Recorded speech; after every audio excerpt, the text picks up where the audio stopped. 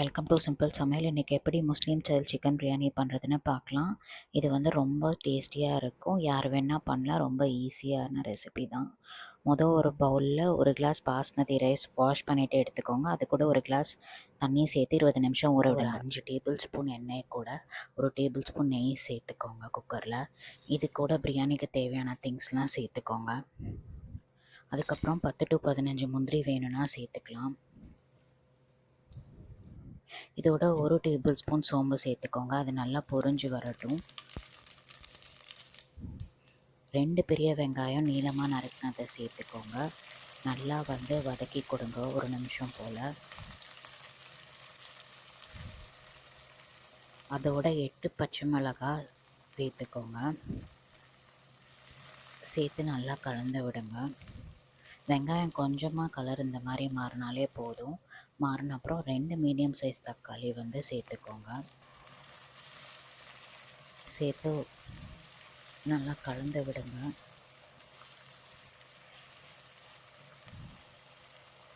ஒரு table spoon உப்பு, இல்லைன்னா உங்களுக்கு தேவையான அளவு உப்பு சேர்த்து நல்லா கலந்து விடுங்க. உப்பு சேர்த்த அப்புறம் வேகமாக தக்காளி குக் ஆகும். தக்காளி நல்லா மசிஞ்சு வந்துடும். இந்த மாதிரி தக்காளி மசிகிற வரைக்கும் நம்ம குக் பண்ணணும். அதுக்கப்புறம் தான் நம்ம இஞ்சி பூண்டு விழுதை சேர்க்கணும். அப்போ தான் கீழே அடி பிடிக்காமல் பிரியாணி வரும். இப்போ 1 ஸ்பூன் இஞ்சி பூண்டு விழுது சேர்த்துக்கணும். சேர்த்து நல்லா கலந்து விடுங்க. அதுக்கப்புறம் 1 டேபிள் ஸ்பூன் புதினா, 2 டேபிள் ஸ்பூன் போல் கொத்தமல்லி இலை சேர்த்து கலந்து விடுங்க. லோ ஃப்ளேமில் ஸ்டவ் வச்சுக்கோங்க. அதுக்கப்புறம் ஒரு 600 to 750 கிராம் போல் சிக்கன் சேர்த்துக்கோங்க. சிக்கன் நல்லா மஞ்சள் பொடி போட்டு கழுவிட்டு சேர்த்துக்கோங்க. இதை நல்லா கலந்து விடுங்க. லோ ஃப்ளேமில் குக் பண்ணனா சிக்கன் நல்லா குக் ஆகி வரும். அந்த ஜூஸ்லாம் இறங்கும். நீங்கள் திருப்பி திருப்பி போட்டு குக் பண்ணுங்கள். அப்போ தான் சிக்கன் எல்லா சைடும் வெந்து வரும்.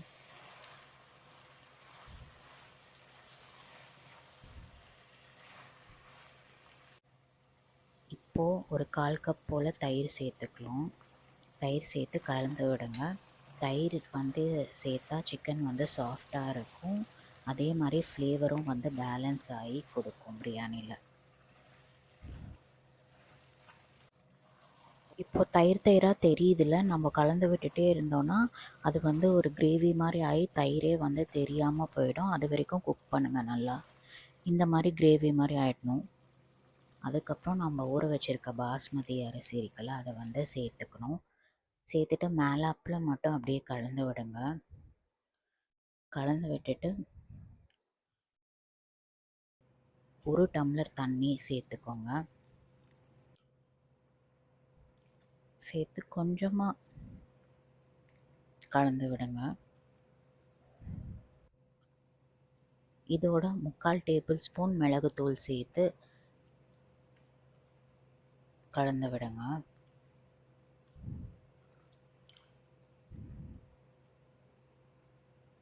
அதுக்கப்புறம் 1 லெமனோட ஜூஸ் இதில் சேர்த்துக்கோங்க. சேர்த்துட்டு கலந்து விடுங்க. லெமன் ஆட் பண்ணுறனாலையும் ஃப்ளேவர் இன்க்ரீஸ் ஆகும். ரைஸும் உதிரி உதிரியாக வருங்க. இந்த ஸ்டேஜில் நீங்கள் உப்பு காரம்லாம் பார்த்து அட்ஜஸ்ட் பண்ணிக்கலாம். கொஞ்சம் தூக்கலாக இருக்கணும். அப்போ தான் ரைஸ் நல்லாயிருக்கும். இந்த மாதிரி கொதி வந்தப்புறம் குக்கர் க்ளோஸ் பண்ணிவிட்டு 2 to 3 விசில் குக் பண்ணி எடுத்துருங்க. ஓப்பன் பண்ணோன்னா லைட்டாக அந்த மாதிரி கிளறி கொடுத்துட்டு ஒரு பவுலுக்கு ட்ரான்ஸ்ஃபர் பண்ணிவிடுங்க. பச்சடி கூட பெப்பர் சிக்கன் கூட சர்வ் பண்ணுங்கள். பெப்பர் சிக்கன் ரெசிப்பியும் சேனலில் இருக்குது. தேங்க்ஸ் ஃபார் வாட்சிங்.